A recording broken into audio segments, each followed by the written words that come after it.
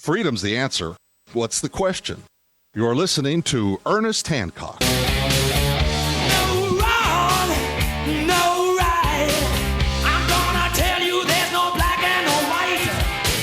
No blood, no stain. All we need is one worldwide vision. One flesh, one bone. Yeah, no wrong, no right.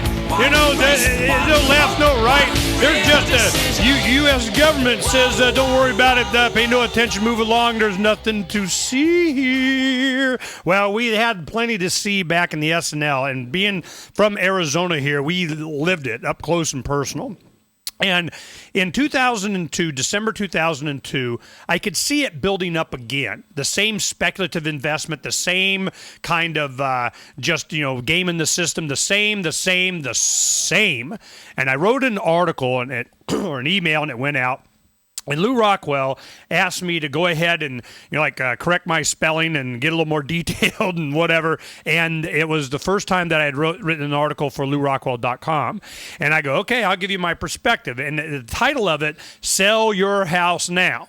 Now, if anybody took my advice, they'd been really mad at me because the peak came a few years later. But it was under the same conditions, the same kind of fraud, the same gaming of the... I could see it, because we witnessed it firsthand in the SNL thing big time here in Arizona with the Lincoln Savings and Thrift and whatever, and the Keating Five, and two of them being our senators. And it was very, very tip of mind for me, and I could understand what was happening philosophically.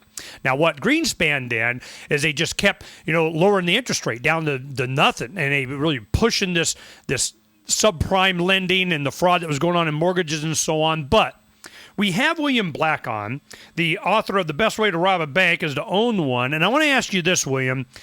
It seems to me when they say, there can't be fraud, we just make the contracts really complicated, and it says, yeah, see, it's legal. Right there it says what we did was legal. We were going to steal your money. Give us money, sign here. Later you go, hey, man, you stole my money. Well, we said we were going to steal your money on line 378 on page 47. So I'm wondering, was the SNL scandal just a dry run for these guys? Did they learn how to skate around it a little bit? Or is there real provable existing law fraud that you think should be prosecuted? Well, that's a particularly interesting question, because it pushes you back to a time just after the savings and loan crisis and just before when you're talking about.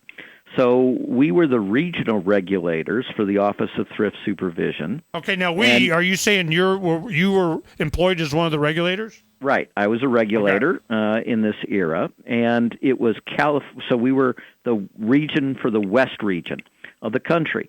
And that's where the savings and loans, we had jurisdiction over Arizona as well, but it was it was Orange County, California, where all good things arise.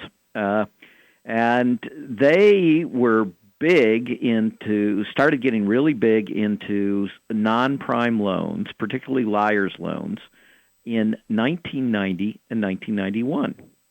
And so we killed that by regular supervisory means, because we said this is insane.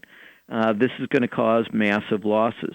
And it didn't produce any crisis at all because we dealt with it so early. But here's what's happened, which is a variant of what you're talking about, and that is the rats scurried off.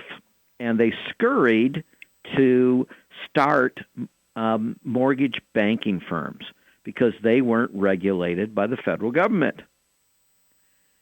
And so it was the same people. In fact, some of the leading person is a guy who's dead now, but his name was Roland Arnall.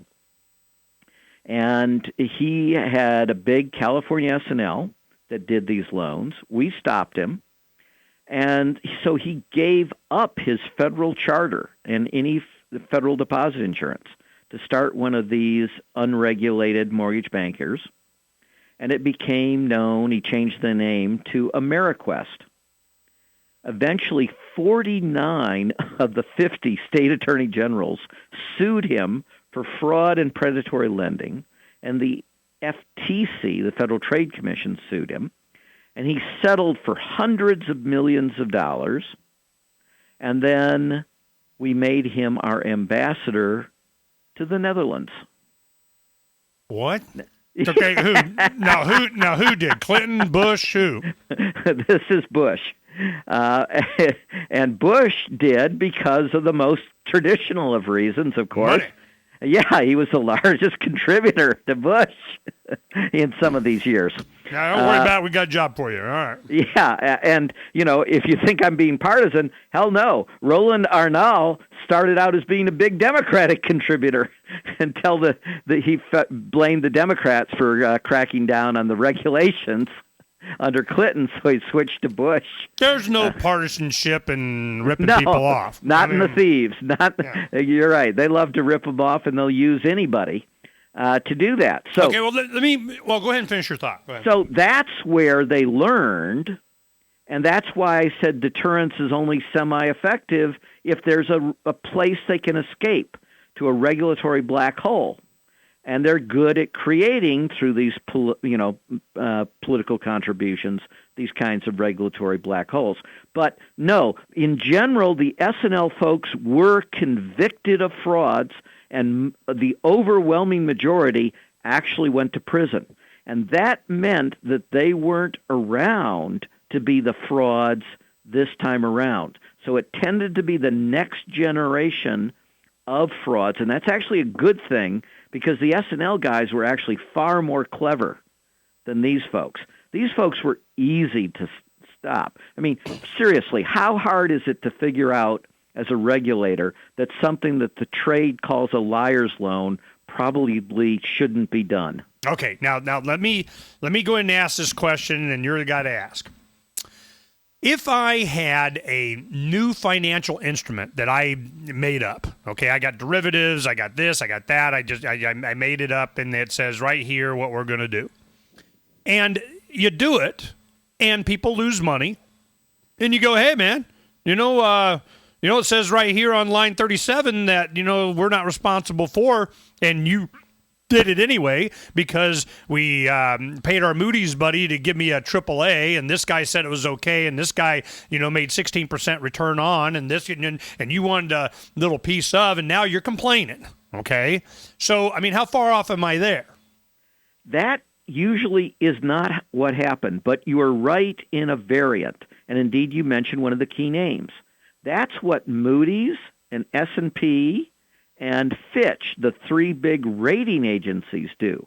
Their contract says we are expressing an opinion, and we don't tell you, we don't represent that we're doing anything halfway intelligent, worth relying upon. If you choose to rely upon it, tough noogies.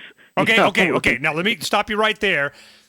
You have the fund manager of the gazillions of dollars in the tunes of billions of dollars for some municipal employee fund in California.